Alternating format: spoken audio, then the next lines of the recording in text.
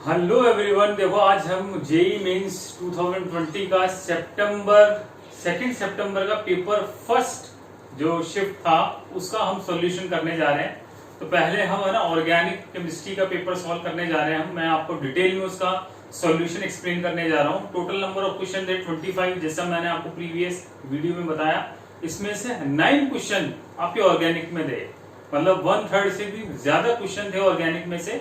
अच्छा, एक बात ध्यान में आप रखना, these are memory based questions जो स्टूडेंट के फीडबैक से उनसे डिस्कशन के थ्रू हमारे पास आए हैं। So let me start. देखो मैं 3 स्ट्रेटेजीज में हर एक क्वेश्चन को एक्सप्लेन कर रहा हूँ। नंबर 1 वो कौन से चैप्टर से है, विच chapter. Number 2 purpose of the problem क्या है एग्जामिनर का। और नंबर 3 उसका डिटेल में सॉल्यूशन। मैं आपको उस क्वेश्चन से रिलेटेड इनडायरेक्टली डायरेक्टली और भी बातें बताऊंगा।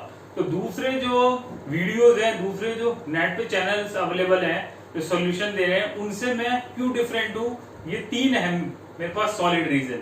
सो देखो लेट मी स्टार्ट। देखो first question is correct structure of Dettol is. देखो आप अभी कोरोना का टाइम चल रहा है, तो बताओ डिसइंफेक्टेंट काम में ले रहे हैं हम, और बताओ आप डिटॉल से बेस्ट डिसइंफेक्टेंट क्या हो सकता है। तो जेई मेंस वालों ने फर्स्ट क्वेश्चन इसे ही पुटअप किया, डिटॉल की स्ट्रक्चर। तो देखो ये question it is directly from the chemistry in everyday life. 12th की जो एनसीईआरटी का लास्ट चैप्टर है, मैंने प्रीवियस वीडियो में भी आपको एक्सप्लेन किया था कि आप एनसीईआरटी अच्छे से पढ़े, उसमें से डायरेक्टली क्वेश्चन आ रहा है। तो डिटॉल की स्ट्रक्चर पूछी है ना। Number 1 purpose of the problem क्या है कि आपको डिटॉल के बारे में पता हो, डिसइंफेक्टेंट के बारे में पता हो, क्योंकि बड़ा फेमस है और इसलिए आपको पता होना चाहिए। अब देखो जो डिटॉल जो है उसका एक नेम होता है, उसको हम बोलते हैं क्लोरोजाइलिनॉल। ये भी इसका नाम होता है, इसको बोलते हैं क्लोरोजाइलिनॉल। तो देखो ये नाम देखो कैसे आया। क्लोरीन के लिए तो क्लोरो, जाइलिन का बताओ क्या मतलब होता है। जब बेंजीन से 2 मिथाइल अटैच्ड होते हैं उसको हम बोलते हैं जाइलिन। जाइलिन 3 तरह के होते हैं, ऑर्थोजाइलिन, मेटाजाइलिन और पैराजाइलिन। जैसे मैं आपसे पूछूं ऑर्थोजाइलिन का बताओ आईयूपीसी नाम क्या होगा, 1,2-डाई मिथाइल बेंजीन। और फिनॉल, फिनॉल मतलब OH directly attached to benzene. अब बताओ क्या ये क्लोरो है क्या, बताओ जाइलिनॉल नहीं है डेफिनेटली, क्योंकि यहाँ 2 मिथाइल ग्रुप नहीं है। ये है क्या, ये है डेफिनेटली, ये भी है, और ये है क्या, ये भी नहीं है। तो मतलब देखो ए और डी ऑप्शन तो हमारे एलिमिनेट हो गए। अब यहाँ जो डिटॉल की एक्चुअल जो स्ट्रक्चर है वो ये है, it is the database question है, ठीक है ना। लेकिन देखो आप डिटॉल का नाम क्लोरोजाइलिनॉल है, थोड़ा उससे हमें हिंट पता पड़ रहा है ना। अब इसका आप आईयूपीसी नेम देने जाएंगे तो बताओ पेरेंट चेन कौन आएगी, पेरेंट चेन आएगी फिनॉल। ये आपका यहाँ पेरेंट कंपाउंड है। नंबरिंग कहां से दोगे, जहां से बेंजीन से जहां पे OH डायरेक्टली अटैच्ड है उसको बताओ कौन सा नंबर दोगे, 1 नंबर। तो टेल मी द नेम, बताओ 4 पे तो क्या आ गया है यहाँ क्लोरो, और 3 डाई मिथाइल, और ये आ गया फिनॉल। बेंजीन से डायरेक्टली OH अटैच्ड है, that's why it is phenol. तो करेक्ट आंसर इज सी। तो ये क्वेश्चन नंबर फर्स्ट है हमारा, डाटाबेस क्वेश्चन है, लेकिन क्लोरोजाइलिनॉल की स्ट्रक्चर ऐसी होती है और यहाँ पोजीशन ये है। अब क्लोरोजाइलिनॉल ये भी है, लेकिन ये डिटॉल नहीं है। डिटॉल का जो मेन कंपोनेंट वो ये है, यहाँ पोजीशन मिथाइल की 3 और 5 है, राइट। ये क्वेश्चन नंबर है हमारा फर्स्ट। अब हम मूव करते हैं सेकंड क्वेश्चन की तरफ। देखो second question it is directly from the IUPAC naming.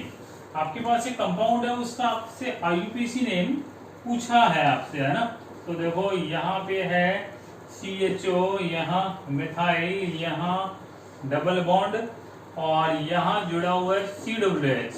इसका करेक्ट आईयूपीसी नेम आपसे पूछा गया है कि इस कंपाउंड का आईयूपीसी नेम क्या है। तो देखो राइट, तो पहली बात तो ये आपका आईयूपीसी चैप्टर से पर्पस ऑफ द प्रॉब्लम क्या है एग्जामिनर का, वो आपको फंक्शनल ग्रुप की समझ आपको है या नहीं है वो चेक करना चाह रहा है। नंबर 2 आपको नंबरिंग करेक्ट करनी आती है नहीं आती वो चेक करना चाह रहा है। पेरेंट चेन आपको सेलेक्ट करना आता है या नहीं आता ये चेक करना चाह रहा है ना। तो देखो first of all identify the function group. देखो this one is carboxylic acid, this one is aldehyde, और ये बताओ कौन सा है, ये है एल्कीन। अब बताओ प्रायोरिटी में बताओ सबसे पहले कौन आता है, वो आता है CWS। तो डेफिनेटली इसको आप कौन सा नंबर दोगे, 1 नंबर। फिर सेकंड नंबर, डबल बॉन्ड है तो इसको मेन चेन में आपको इंक्लूड करना पड़ेगा, ये 4 ये 5, ठीक है। अब देखो ये CHO है। अब देखो एल्डिहाइड के 2 होते हैं प्रीफिक्स, एक तो फॉर्माइल और एक होता है ऑक्सो, ठीक है। अब आपने मान लो पेरेंट चेन आपने स्ट्रेट ले लिया आपने, तो बताओ एल्डिहाइड का कार्बन मेन चेन में इंक्लूड नहीं हुआ, तब तो बताओ प्रीफिक्स क्या काम में लोगे आप, फॉर्माइल। और मान लो एल्डिहाइड के कार्बन को मेन चेन में इंक्लूड कर लेते तो क्या काम में हम लेते, ऑक्सो, ठीक है। तो बताओ इस केस में बताओ इसका नेम क्या आ जाएगा, इस केस में आ जाएगा इसका नाम 5 फॉर्माइल, और ये आ जाएगा हेक्स और 3 इन, और देखो आप 2 पे क्या आ रहे हैं, मिथाइल, तो हेक्स 3 इन, और पहले तो हम क्या कर देते हैं ओइक एसिड, और 2 पे क्या आ रहा है, मिथाइल, ठीक है। तो F के बाद यहाँ पे आ जाएगा 2, ये आ जाएगा ना 5 पे फॉर्माइल, 2 मिथाइल, हेक्स 3 इनोइक एसिड, या फिर आप इसको और कैसे आप लिख सकते हैं, आप इसको आप 3 हेक्सिनोइक एसिड भी लिख सकते हैं, दोनों ही करेक्ट है ना। अब जो आपके पास ऑप्शन था ना उसमें कहीं ऑक्सो का कहीं ऑप्शन ही नहीं था, जो फीडबैक के थ्रू आया, मतलब उसमें ऐसा कोई ऑप्शन था नहीं जिसमें CHO को मेन चेन में इंक्लूड कर लिया हो। CHO को आपने मेन चेन में इंक्लूड कर लिया होता तो बताओ क्या आता, ऑक्सो। ऑक्सो कहीं ऑप्शन में था नहीं, जैसा कि स्टूडेंट के फीडबैक के थ्रू हमारे पास आंसर आया है ना। तो बेसिकली ये क्वेश्चन नंबर 2 है, मैं सीधे ही इसका सॉल्यूशन कर रहा हूँ ना, ठीक है ना। ऑप्शंस में आपको ऑप्शंस में या ड्रॉ कर नहीं रहा ना। फिर आइए क्वेश्चन नंबर 3। तो क्वेश्चन नंबर 3 कुछ इस तरह का है, हमारे पास एक स्केलेटन गिवन है, ये स्केलेटन इस तरह की गिवन है, और इसमें हमने हाइड्रोनियम आयन ऐड किया, और हमसे पूछा गया है यहाँ एंड प्रोडक्ट, क्या पूछा है हमसे, एंड प्रोडक्ट यहाँ हमसे पूछा गया है। तो देखो आप बेसिकली ये क्वेश्चन है हाइड्रोकार्बन से, एल्कीन से क्वेश्चन है ये, ठीक है, क्योंकि देखो ये डबल बॉन्ड है, एल्कीन है, number 1। Number 2 purpose of the problem क्या है, एग्जामिनर ये चेक करना चाह रहा है कि बताओ डबल बॉन्ड जो होता है एल्कीन, उसकी मेन रिएक्शन कौन सी होती है, EAR, इलेक्ट्रोफिलिक एडिशन। तो आपको रिएक्शन मैकेनिज्म की समझ है या नहीं है, रिएक्शन मैकेनिज्म को आपको एक्सप्लोर करने आता है या नहीं आता, वो चेक करना चाह रहा है एग्जामिनर, ठीक है। और तो हम इसको सॉल्व करते हैं, देखो मैकेनिज्म को। तो देखो इलेक्ट्रोफिलिक एडिशन में ऑलवेज आपको क्या करना है, 2 स्टेप में होता है। First of all identify the electrophile, then second step is identify the nucleophile. और पहले स्टेप में बताओ कौन अटैक करेगा, इलेक्ट्रोफाइल। तो देखो पहले तो हम स्केलेटन ड्रॉ कर लें। देखो ये 5 मेंबर्ड रिंग है, ये है डबल बॉन्ड। अब देखो मीडियम एसिडिक है, आपके पास प्रोटॉन है, देखो alkene itself act as a nucleophile, इसलिए इसके ऊपर पहला अटैक कौन करेगा, प्रोटॉन, ठीक है। ये इलेक्ट्रॉन डेफिशिएंट है, ये अपना पाई बॉन्ड का इलेक्ट्रॉन प्रोटॉन को देगा, प्रोटॉन को देगा, तो बताओ इंटरमीडिएट क्या जनरेट होगा, इंटरमीडिएट जनरेट होगा कार्बोकेटायन। इनिशियली ये कार्बोकेटायन जनरेट होगा, और कार्बोकेटायन का फॉर्मेशन ही RDS स्टेप है, ठीक है। अब बताओ ये कार्बोकेटायन कौन सा जनरेट हो गया, ये हो गया सेकेंडरी कार्बोकेटायन जनरेट हो गया, ठीक है। अब इसमें बताओ क्या है यहाँ प्रोबेबिलिटी, यहाँ रिंग एक्सपेंशन की प्रोबेबिलिटी है, रिंग एक्सपेंशन होगा, RE मतलब रिंग एक्सपेंशन, ठीक है। क्योंकि 6 मेंबर रिंग की स्टेबिलिटी 5 मेंबर से ज्यादा है, इसलिए 6 मेंबर प्रोडक्ट क्या बनेगा, मेजर। अब बताओ वो कैसे बनाओगे, देखो इसके पास वेकेंट पी ऑर्बिटल, ये फर्स्ट कार्बन, ये सेकंड कार्बन, ये थर्ड कार्बन, राइट। तो इसका जो सेकंड और थर्ड कार्बन के बीच का जो सिग्मा बॉन्ड है, इसके वेकेंट पी में क्या होगा, डीलोकलाइज होगा। तो बताइए थर्ड कार्बन पे कौन सा चार्ज आएगा, नेगेटिव, तो ये नेगेटिव पॉजिटिव के साथ बॉन्ड फॉर्म कर लेगा, और ये सेकंड कार्बन पे कौन सा चार्ज आएगा, पॉजिटिव। तो एक देखो साइक्लिक ट्रांजिशन स्टेट बनेगी 3 मेंबर्ड, यहाँ तो क्या होगा बॉन्ड फॉर्मेशन, यहाँ क्या होगा bond breaking, 3 membered cyclic transition state, it is known as pericyclic reaction, ठीक है। तो ये बॉन्ड यहाँ से क्या हो गया, ब्रेक हो जाएगा। तो ब्रेक होकर के बताओ ये कार्बन, पर्टिकुलर कार्बन कितने कार्बन से अटैच है, 1 2 और 3। तो आपको जो कार्बोकेटायन मिलेगा रिंग एक्सपेंशन के बाद, देखो वो कुछ ऐसा मिलेगा, 6 मेंबर्ड रिंग, ये कार्बन तो इसमें इंक्लूड हो गया, ठीक है। ये methyl and this carbon gets the positive charge. तो you got this carbocation, this carbocation is 3 degree after ring expansion. देखो ये कार्बन एटम तो रिंग में इंक्लूड हो गया, ये मिथाइल जुड़ा हुआ है, ये मिथाइल अटैच्ड है और 2 CH3 अटैच्ड हो गए, तो ये आपको कार्बोकेटाइन जनरेट हो जाएगा। ठीक है, अब आइए, अब इसके पास बताओ वेकेंट पी ऑर्बिटल तो है ही, वेकेंट पी ऑर्बिटल होगा तो वाटर अपना लोन पेयर इसकी खाली पी ऑर्बिटल में देगा, खाली पी ऑर्बिटल में देगा तो बताओ फाइनली आपको क्या मिलेगा, यहाँ मिथाइल अल्कोहल, ये you got the 3 degree alcohol, आपको 3 degree alcohol as a major product मिल जाएगा। तो ये प्रोडक्ट आपको यहाँ मिलेगा। और जो 4 ऑप्शन थे उसमें 4 ऑप्शन अल्कोहल ही थे, है ना, तो अल्कोहल थे तो ये हो जाएगा। तो मैकेनिज्म होगी इलेक्ट्रोफिलिक एडिशन, ये स्टेप स्लो हो गया, और वाटर का जो अटैक करना है वो स्टेप है फास्ट। अच्छा, ये वाटर अटैक करेगा, ये अपना लोन पे हटेगा, पहले बनेगा ऑक्सोनियम आयन जो कि अनस्टेबल है, जहां से डीप्रोटोनेशन होकर के finally you got the tertiary alcohol. ठीक है, ये मैंने आपको डिटेल में इस क्वेश्चन को एक्सप्लेन कर दिया। फिर आइए क्वेश्चन नंबर 4। देखो क्वेश्चन नंबर जो 4 है वो हमारा एल्डिहाइड कीटोन से है, कार्बोनिल कंपाउंड से है, which is the most important functional group of the organic chemistry. The problem is most reactive compound with HCN is with hydrogen cyanide is, ये बताना। आपके पास जो ऑप्शन थे ना वो देखो, ऑप्शन ये है, देखो बेंजीन, यहाँ पे ये है एल्डिहाइड, यहाँ पे ये ऑर्थो पोजीशन पे NO2 है।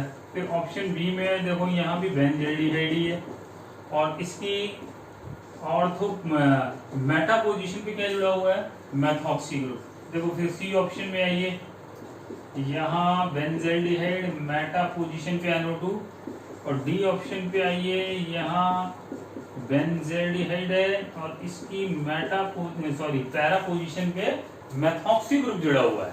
ठीक है, तो ये जो प्रॉब्लम है basically it is from aldehyde ketone, basically carbonyl group की प्रॉब्लम है ये। ठीक है, अब आपको पता है कि aldehyde when react with the hydrogen cyanide it will produce the cyanohydrin, ये प्रोड्यूस करता है साइनोहाइड्रिन। अब रेट ऑफ, अच्छा ये रिएक्शन कौन सी होती है, ये रिएक्शन होती है NAR, न्यूक्लियोफिलिक एडिशन। तो देखो एग्जामिनर का पर्पस क्या है कि वो चेक करना चाह रहा है कि आपको न्यूक्लियोफिलिक एडिशन का आइडिया है या नहीं है, आपको rate of nucleophilic addition compare करना आता है या नहीं आता। तो बताइए रेट ऑफ न्यूक्लियोफिलिक एडिशन, देखो जैसे ये आपका एल्डिहाइड है, एल्डिहाइड की स्ट्रक्चर ये है CHO। अब इस कार्बन पे पॉजिटिव चार्ज का मैग्नीट्यूड जितना ज्यादा होगा, रेट ऑफ न्यूक्लियोफिलिक एडिशन उतना ही ज्यादा एनहांस होगा। अब बताओ ये किससे इंक्रीज होगा, ये इंक्रीज होगा -I -M या -R से। -M मतलब -R, है ना, मीसोमेरिज्म और रेजोनेंस एक ही है। तो बताओ इस क्वेश्चन को कैसे सॉल्व करें, आप इनका इफेक्ट चेक कर लो। देखो आप नाइट्रो, ये पोजीशन है ऑर्थो पोजीशन पे इसका -I और -R ऑपरेट होगा। ये डिस्टेंस डिपेंडेंट इफेक्ट होता है, इंडक्टिव इफेक्ट। तो यहाँ इसका -I इफेक्ट क्या होगा, मैक्सिमम ऑपरेट होगा। ओके, इसको -R बोल दो या -M बोल दो, बात एक ही है। अब ये है मेटा पोजीशन, मेटा पोजीशन पे बताओ ओनली कौन सा इफेक्ट काम करता है, इंडक्टिव इफेक्ट। तो ओनली इसका -I लगेगा क्योंकि ऑक्सीजन हाईली इलेक्ट्रोनेगेटिव है, ये सिग्मा बॉन्ड के इलेक्ट्रॉन को खींचेगा। एग्जैक्टली सेम बताओ, ये भी मेटा पोजीशन है तो यहाँ भी इसका ओनली -I इफेक्ट ऑपरेट होगा। और ऑप्शन डी में देखो इसके पास लोन पेयर है, पैरा पोजीशन पे है, तो इसका एक तो +R है और I में कौन सा है -I, लेकिन डोमिनेट कौन करेगा, +R। तो देखो -I और -R दोनों से ही क्या इंपैक्ट होगा, इस कार्बोनिल ग्रुप के कार्बन पे पॉजिटिव चार्ज का मैग्नीट्यूड एनहांस होगा, और वो एनहांस होगा तो definitely rate of nucleophilic addition will increase. जबकि यहाँ पे होगा उल्टा इफेक्ट होगा, +R इफेक्ट होगा तो रेट ऑफ न्यूक्लियोफिलिक एडिशन कम होगा। So the conclusion of the story is rate of nucleophilic addition directly proportional to the -I और -R, मतलब जितना आप इलेक्ट्रॉन विड्रॉइंग ग्रुप जोड़ोगे कार्बोनिल ग्रुप के कार्बन पे पॉजिटिव चार्ज का मैग्नीट्यूड उतना एनहांस होगा, and definitely the rate of nucleophilic addition will increase. तो इसका जो करेक्ट ऑप्शन है वो है आपका ऑप्शन ए, जो आपके पास ऑप्शन आए हमारे पास। ठीक है, ये क्वेश्चन नंबर 4। फिर हम करते हैं क्वेश्चन नंबर 5 की तरफ।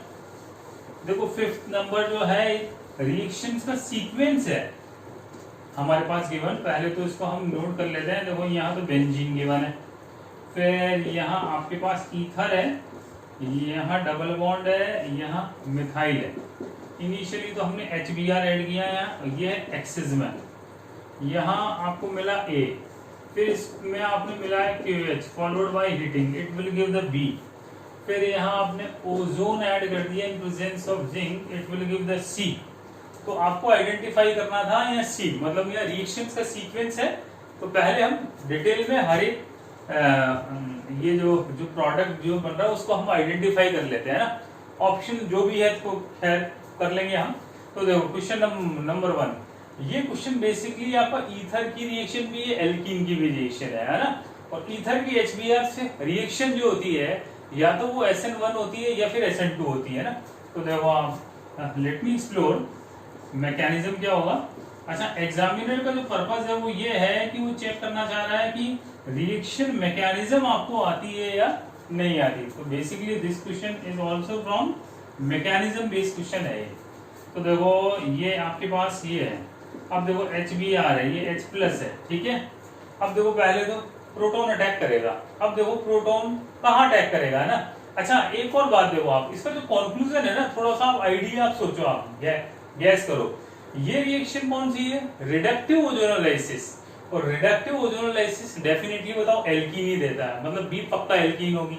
KOH और हीट है तो मतलब पक्का, ये तो बताओ बेसिक मीडियम में हीट है तो ये पक्का रिएक्शन एलिमिनेशन है, तो उससे ये प्रूव हो रहा है, ठीक है। और HBr का एक्सेस है, उससे A प्रोड्यूस हो रहा है।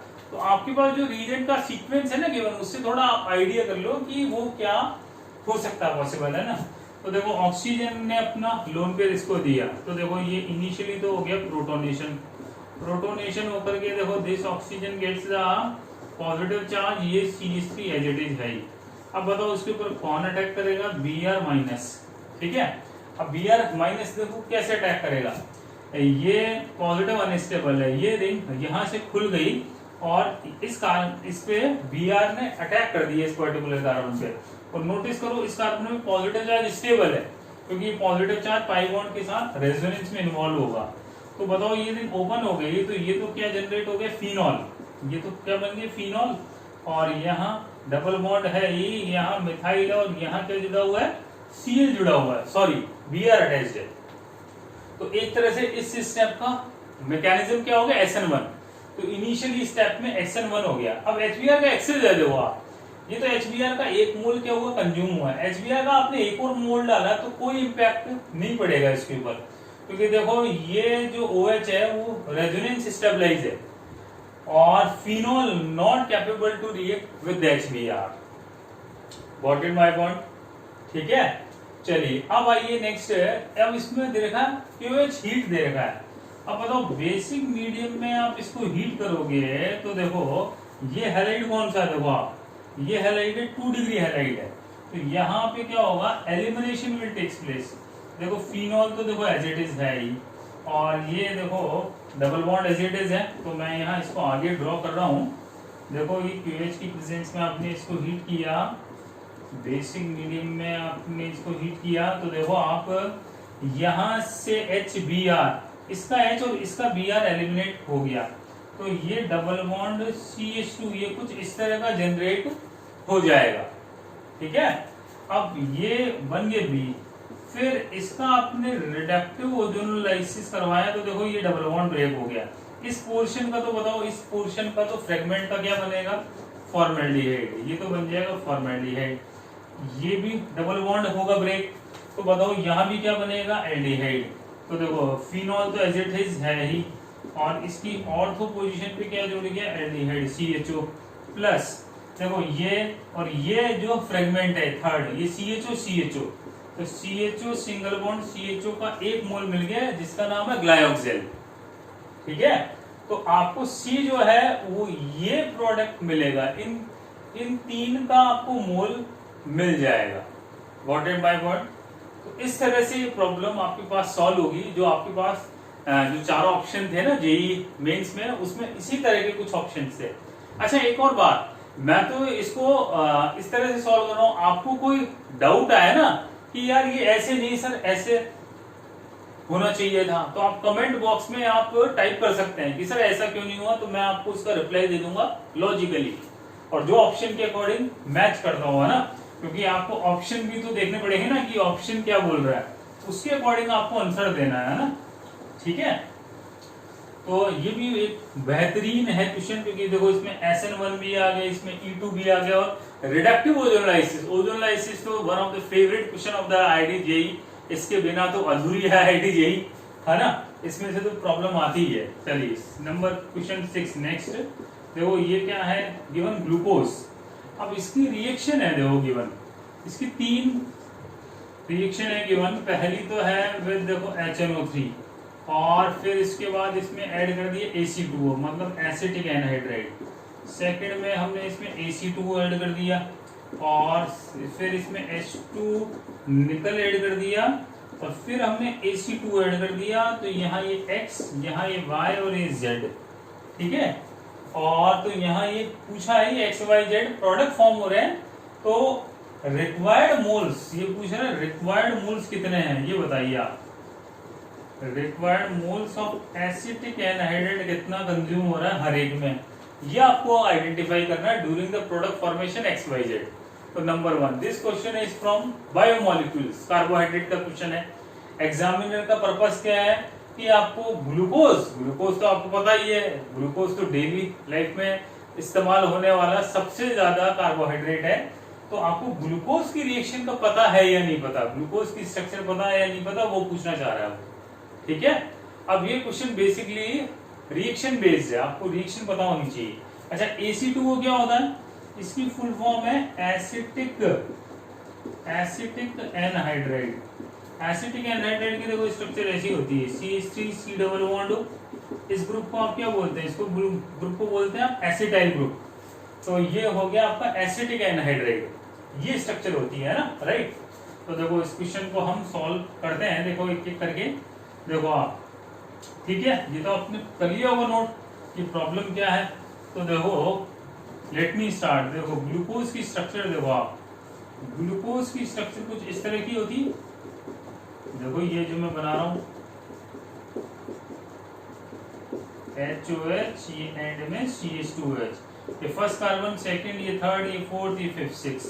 कायरल कार्बन कौन कौन से बताओ, ये है 2 3 4 5, ठीक है। और ये बताओ जो मैंने स्ट्रक्चर बनाई है ये किसकी है, this one is D glucose, ये बनाया मैंने डी ग्लूकोज, जो मेनली एग्जिस्ट करता है नेचर में, है ना। अब देखो फर्स्ट रिएक्शन, इसकी रिएक्शन करवाई आपने HNO3 से। अब देखो ये जो HNO3 है, ये HNO3 होता है ऑक्सीडाइजिंग एजेंट, जो कि स्ट्रॉन्ग ऑक्सीडाइजिंग एजेंट होता है। और ये मैंने, it is directly from my class notes question, मैंने जहां मैंने पढ़ाया था वहां मैंने आपको बताया था कि ये इन दोनों एंड को ऑक्सीडाइज करता है। और ये क्या बनाता है, ये बनाता है एल्डेरिक एसिड। एक तो होता है एल्डोनिक, एक होता है एल्डोरिक। तो ये बनाएगा एल्डेरिक, एल्डेरिक मतलब ग्लूकेरिक एसिड। तो देखो ये एल्डिहाइड भी ऑक्सीडाइज होगा, ये प्राइमरी अल्कोहल भी ऑक्सीडाइज होगा, ये दोनों एंड चेंज किसमें हो जाएंगे, COH में। तो देखो टॉप पे भी, तो देखो ये तो आगे CHOH का होल 4, ठीक है, ये तो आगे CHOH का होल 4, और ये आ गया COH, ये मैंने यहाँ बनाया था CHOH का होल 4 और COH। तो टॉप पे और बॉटम पे दोनों जगह ही COH आ जाएगा, कार्बोक्सिलिक एसिड, ठीक है। फिर आपने इसमें AC2 ऐड किया, एसिटिक एनहाइड्राइड ऐड किया। अब देखो एसिटिक एनहाइड्राइड बेसिकली एल्कोहल से करता है ये, और एल्कोहल से ये कौन सी रिएक्शन देता है, एस्टरिफिकेशन। एल्कोहल और एसिटिक एनहाइड्राइड रिएक्ट करके क्या बना लेते हैं, ये क्या फॉर्म कर लेते हैं, ईस्टर। जैसे मैं यहाँ ड्रॉ करूँ, देखो ये आपका एल्कोहल और ये है एसिटिक एनहाइड्राइड। इसमें आप एसिडिक मीडियम की प्रेजेंस में हीट करोगे ना, तो देखो यू गॉट RCOH, ये तो बन गया RCOH, और ये बन गया RCOR, ये बन जाएगा एस्टर, ठीक है। तो बस आपको सिंपल सा क्या करना है, जितने एल्कोहल है उतने ही एसिटिक एनहाइड्राइड के मोल कंज्यूम होंगे, मतलब इस X के फॉर्मेशन के दौरान टोटल मोल्स कंज्यूम होंगे 4, ठीक है। अब आइए नेक्स्ट क्वेश्चन है, ग्लूकोज में सिंपल आपने एसिटिक एनहाइड्राइड ऐड कर दिया, तो इसमें तो आपको क्या करना है, टोटल एल्कोहलिक ग्रुप कितना है 1 2 3 4 5, उतना ही ये इसके साथ रिएक्ट कर जाएगा, तो इसका आंसर आ जाएगा 5। फिर आइए हाइड्रोजन और निकल। हाइड्रोजन और निकल बताओ ये क्या कर देंगे, इस एल्डिहाइड को कर देंगे रिड्यूस।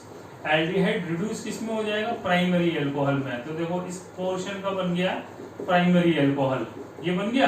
अब टोटल अल्कोहलिक ग्रुप कितने हो गए, ये 4 5 और 6, तो ये 5 ये 6 की 6 अल्कोहल आपके एसिटिक एनहाइड्राइड से रिएक्ट करके एनहाइड्राइड मतलब आपका ईस्टर प्रोड्यूस कर लेंगे विच हैव फ्रूटी स्मेल। तो correct option is respectively 4 5 and 6, ये इसका आंसर आ जाएगा। ठीक है, चलिए अब हम करते हैं क्वेश्चन नंबर 7 की तरफ मूव। तो बेसिकली कार्बोहाइड्रेट का क्वेश्चन है, बेसिक बहुत शानदार क्वेश्चन है, मैंने क्लास नोट्स में बताया हुआ है कि do D glucose when it will react with the bromine water, तो वन एंड ऑक्सीडाइज होता है, जबकि कॉन्सेंट्रेटेड HNO3 में दोनों बोथ एंड्स आर ऑक्सीडाइज। ठीक है, अब आइए 7th क्वेश्चन। देखो 7th क्वेश्चन एक बड़ा फेमस क्वेश्चन है, पेनिसिलिन। पेनिसिलिन में कायरल सेंटर पूछा गया है यहाँ, कि पेनिसिलिन में कायरल सेंटर कितने हैं, ये यहाँ पूछा गया है। तो देखो पेनिसिलिन आपको पता है it is an example of antibiotic. इसकी स्ट्रक्चर यहाँ गिवन है, देखो ये इस तरह की स्ट्रक्चर गिवन है, C+N और यहाँ पे सल्फर, यहाँ 2 मिथाइल ग्रुप, यहाँ पे है COH अटैच्ड है, यहाँ पे H अटैच्ड है। ये पेनिसिलिन की स्ट्रक्चर है, इसमें कायरल सेंटर आइडेंटिफाई करना है। अब देखो आप नंबर 1 ये क्वेश्चन भी आपको केमिस्ट्री इन एवरीडे लाइफ से है। नंबर 2 एग्जामिनर का पर्पस क्या है कि आपको कायरल सेंटर आइडेंटिफाई करना आता है या नहीं आता, वो पूछना चाह रहा है। नोटिस करना है कायरल सेंटर पूछ रहा है, कायरल कार्बन नहीं पूछ रहा। कायरल सेंटर कार्बन भी हो सकता है, फास्फोरस, सल्फर, नाइट्रोजन, कुछ भी हो सकता है ना। तो कायरल सेंटर यदि कायरल कार्बन है then it is always sp3 hybridise. और कायरल सेंटर क्या होता है, जिससे 4 डिफरेंट एटम या ग्रुप अटैच्ड हो, तो हम आइडेंटिफाई करें। देखो आप क्या ये बताओ, ये कायरल सेंटर है क्या, डेफिनेटली है, इससे चारों एटम या ग्रुप डिफरेंट अटैच्ड है।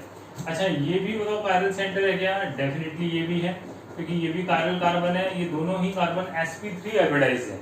ठीक है, अच्छा बताओ ये नाइट्रोजन कायरल सेंटर है क्या, ये नहीं है, क्योंकि देखो यहाँ ये लोन पेयर है, ये रेजोनेंस में इन्वॉल्व हो जाएगा, ये फंक्शनल ग्रुप अमाइड है जो रेजोनेंस से स्टेबलाइज्ड हो गया, उस वजह से कायरल सेंटर काउंट नहीं होगा। अच्छा ये कायरल सेंटर है क्या, ये भी कायरल सेंटर है, क्योंकि देखो चारों ग्रुप डिफरेंट है, ये COH, H, N और ये कार्बन। ठीक है, तो यहाँ टोटल कायरल सेंटर वो कितना आ गया, 3। तो पेनिसिलिन में कायरल सेंटर 3 है। तो बेसिकली ये भी इंटीजर टाइप का क्वेश्चन हो गया, और पूछना चाह रहा है आपको पता है या नहीं, क्योंकि जनरली इसमें स्टूडेंट की मिस्टेक होती है। ठीक है, तो ये भी बड़ा अच्छा क्वेश्चन है। फिर आते हैं हम 8th क्वेश्चन की तरफ। ये क्वेश्चन भी बड़ा फेमस क्वेश्चन है, मोस्ट रिएक्टिव कंपाउंड पूछा towards SN1। Most reactive compound towards SN1। SN1 में सबसे ज्यादा रिएक्टिव सबस्ट्रेट कौन है, तो देखो ऑप्शन है मिथाइल ब्रोमाइड, फिर है ब्रोमोबेंजीन, सी ऑप्शन है बेंजाइल ब्रोमाइड C6H5CH2Br, और फाइनल ऑप्शन है इथाइल ब्रोमाइड। ये 4 ऑप्शन है। तो देखो आप ये question basically from nucleophilic substitution halo alkane alkyl halide 12th class का फर्स्ट चैप्टर यही है। अच्छा अब इसकी स्ट्रेटेजी क्या है, एग्जामिनर का पर्पस क्या है कि SN1 का आपको समझ है या नहीं, SN1 की रेट कैसे कंपेयर करते हैं, बेसिकली कार्बोकेटाइन की स्टेबिलिटी से, स्टेबिलिटी ऑफ कार्बोकेटाइन कंपेयर करते हैं, है ना। तो कार्बोकेटाइन आप जनरेट कर ले आप हर एक का, जिसका कार्बोकेटाइन मोस्ट स्टेबल है वही आंसर है इसका। देखो फर्स्ट मिथाइल ब्रोमाइड, इसका तो कार्बोकेटाइन ही हाईली अनस्टेबल है, methyl carbocation highly unstable. Bromobenzene phenyl carbocation highly unstable. अच्छा इसका देखो आप, इसका बनेगा बेंजाइल कैटायन, और benzyl cation is resonance stabilise, ये तो आपको पता ही है, रेजोनेंस स्टेबलाइज होता है ना, रेजोनेंस में इन्वॉल्व होता है। कैसे होगा, ये पाई बॉन्ड ऊपर की तरफ जाएगा, total number of resonating structure 5। अच्छा इथाइल ब्रोमाइड ये बनाएगा इथाइल कैटायन जो ओनली हाइपर कॉन्जुगेशन से स्टेबल है, अल्फा एच इसमें आएंगे 2 आएंगे। तो correct option is C, SN1 is also known as solvolysis, hydrolysis, क्योंकि वहां बेसिकली हम सॉल्वेंट क्या काम में लेते हैं, वाटर काम में लेते हैं, ठीक है। ये क्वेश्चन नंबर 8 तो SN1 है ना। फिर आते हैं हम लास्ट क्वेश्चन की तरफ, है ना। तो लास्ट क्वेश्चन क्या है, ये भी न्यूक्लियोफिलिक सब्स्टिट्यूशन से ही है। क्वेश्चन पहले तो मैं नोट कर देता हूं कि which of the following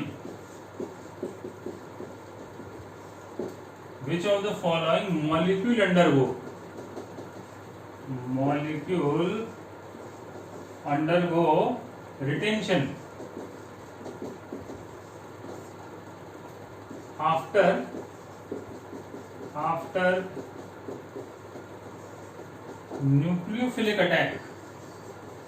nucleophilic attack by hydroxide ion. आपके पास ऑप्शन देखो ये है, number 1 option 2 bromopropane, B option देखो कुछ इस तरह का गिवन है, या फिनाइल है या ब्रोमीन है। ऑप्शन नंबर सी में ये प्राइमरी हैलाइड है, और फाइनल ऑप्शन में मिथाइल ब्रोमाइड है। ये 4 ऑप्शन है आपके पास। तो ये क्वेश्चन भी फ्रॉम हेलो एल्केन, जो 12th क्लास का फर्स्ट चैप्टर उसी से है ये। तो इसमें ये पूछा गया है कि इनमें से कौन सा मॉलिक्यूल रिटेंशन देगा after nucleophilic attack by hydroxide ion. Retention means configuration will remain same, reactant और प्रोडक्ट का कॉन्फिगरेशन सेम हो। मान लो R है तो R ही रहे, और S है तो S ही रहे। अब देखो इस प्रॉब्लम का पर्पस क्या है, कि आपको एग्जामिनर चेक करना चाहता है कि रिटेंशन आपको पता है या नहीं वर्ड, ठीक है। तो अब एक बार बताइए, इसमें कायरल सेंटर है क्या, बताओ कैसे इस क्वेश्चन को हम सॉल्व करें। इसमें कायरल सेंटर है नहीं, इसमें देखो कायरल सेंटर है क्या, डेफिनेटली है। इसमें नहीं है, इसमें नहीं है। अब बताओ रिटेंशन मतलब कॉन्फिगरेशन से। अब ये रिटेंशन किसमें होगा, जिस कंपाउंड में कायरल सेंटर होगा। तो कायरल सेंटर होगा तभी तो वो R या S की फॉर्म में एग्जिस्ट करेगा। और जब कायरल सेंटर ही नहीं है तो कैसे एग्जिस्ट करेगा। तो मान लो कायरल सेंटर R है तो इसमें रिटेंशन पॉसिबल है। तो जिसमें कायरल सेंटर है उसी में रिटेंशन होगा after nucleophilic attack. That's why इसका करेक्ट ऑप्शन आएगा ऑप्शन नंबर बी। तो फाइनली इस तरह से हमने जेईई मेंस का जो ऑर्गेनिक का जो पेपर था वो हमने सॉल्व किया। आपको ये सॉल्यूशन कैसा लगा, और आपके ओपिनियन के अकॉर्डिंग कोई क्वेश्चन का सॉल्यूशन कुछ अलग होना चाहिए, वो भी आप कमेंट बॉक्स में प्लीज टाइप करें। और जिसने भी पेपर दिया है या जो पेपर देने वाले हैं वो इस वीडियो को जरूर से देखें आप, और अपने दोस्तों के साथ शेयर करें, जिससे आपको थोड़ा एक्सपीरियंस होगा, ठीक है ना। और IIT एडवांस में भी आपको काफी हेल्प मिलेगी इस बार का ट्रेंड कैसे चल रहा है। Thank you so much again.